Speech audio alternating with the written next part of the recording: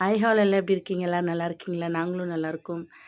And இன்னைக்கு Wednesday 3:00 ஆச்சு. நான் வந்து துணியெல்லாம் மடித்து வச்சுட்ருக்கேன். கொஞ்சம் கொஞ்சமாக துவச்சி காய போட்டிருக்கேன். ஸோ அதை கொஞ்சம் கொஞ்சமாக மடித்து வச்சுட்ருக்கேன். இது வந்து நாங்கள் வியாபாரத்துக்கெல்லாம் போயிருந்தோம்ல. ஸோ அங்கே இருந்த டெய்லி போயிட்டு வந்த ட்ரெஸ்ஸுங்க தான். இப்போ தான் கொஞ்சம் கொஞ்சமாக போட்டிருக்கேன். அண்டு வீடியோஸ் கொஞ்சம் எடுத்து வச்சுருந்தேன். பட் என்னால் தான் டக்கு டக்குன்னு போட முடியல. எனக்கும் உடம்பு சரியில்லை. அதனால நானும் வீடியோஸ் போட முடியல. ஏன்னா வாய்ஸ் கொடுக்கணும் இல்லையா? என்னோடய வாய்ஸ் கொஞ்சம் அப்படி இருக்குது, கோல்ட் ஆகிட்டுருக்கு. ஸோ அதனால தான் வாய்ஸ் கொடுக்க டைம் இல்லை. பட் இப்பயே பார்க்குவீங்க என்னோடய வாய்ஸ் ரொம்ப ஒரு மாதிரி இருக்கும். அண்ட் ஃப்ரூட்ஸ் எல்லாம் வாங்கிட்டு வந்தாங்க மாமா. அதெல்லாம் எடுத்து கொஞ்சம் அரேஞ்ச் பண்ணிகிட்டு இருந்தேன். ஃப்ரீசர் தான் அது. ஃப்ரீசரை ஃப்ரிட்ஜாக கூட கன்வெர்ட் பண்ணலாம். ஸோ அதில் நான் வந்து எடுத்து அரேஞ்ச் பண்ணிகிட்ருக்கேன். பனானா வந்து நான் அதில் வைக்க மாட்டேன்.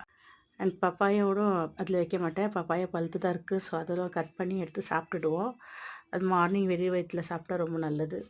பட் எனக்கு அது சாப்பிட்டா கூட பயமாக இருக்குது. கோல்ட் ஆகிடுமா? ஹீட்டு தான் அது. ஹீட்னால கூட எனக்கு கோல்ட் ஆகிட்டுருக்கு.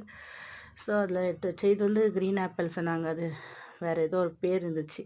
ஸோ அது மட்டும் நான் செப்பரேட்டாக எடுத்து வச்சிட்டேன். ஃப்ரிட்ஜ் க்ளீனிங் வேறு பண்ணணும். இப்போ அதான் கொஞ்சம் டைம் இல்லை எனக்கும் இல்லை. பட் என்னோடய ஹெல்த்துக்கும் இல்லை. டேப்லெட் போட்டுட்ருக்கிறதுனால கொஞ்சம் ரெஸ்ட் எடுத்துட்டு செஞ்சிட்ருக்கேன். இப்போ பேசக்கூட எனக்கு ரொம்ப ஒரு மாதிரியாக தான் இருக்குது. அப்படியே பேசிகிட்ருக்கேன். வீடியோஸ் போடணும் இல்லையா? ஸோ அதனால. அப்புறம் எல்லாத்தையும் எடுத்து அரேஞ்ச் பண்ணிவிட்டு பனானா வந்து மேலேயே வச்சுட்டேன். பசங்கள்லாம் எடுத்து அப்படியே சாப்பிட்ருவாங்க இல்லையா? ஸோ அதனால் எடுத்து மேலேயே வச்சுட்டேன். உள்ளே வச்சுட்டு இருந்தேன்னா அவங்க தெரியாது, எடுத்து சாப்பிட மாட்டாங்க. ஸோ இந்த ஸ்க்ரீன் இடத்துல வந்து ஜன்னல்கிட்ட ஃபஸ்ட்டு கம்பி ரொம்ப கனமாக இருந்தது. அது வேணாம், 2 தடவை மேலே தலை மேலே வந்துச்சு, அடிபடுற மாரி வலிச்சிச்சு. ஸோ அதனால நான் இது வந்து மாற்றிட்டு ஸ்டீல் கம்பி வச்சுருந்தோம். இது வந்து அப்பா தான் எடுத்துகிட்டு வந்து கொடுத்தாங்க.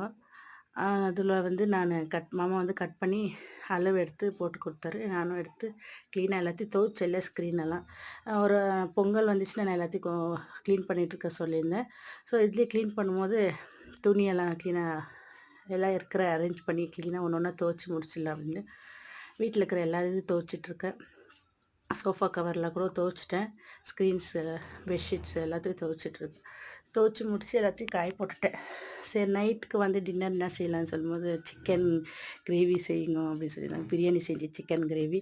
நைட்டில் சிக்கன் கிரேவி சாப்பிட்றீங்களான்னு, சிக்கன் பிரியாணி நான் தான் சொல்லியிருந்தேன். எங்களுக்கு அதெல்லாம் ரொம்ப பிடிக்கும். நான் வீட்டில் செய்கிறதுனால அன்ஹெல்த்தியாக இருக்காது, ஹெல்த்தியாக தான் இருக்கும்.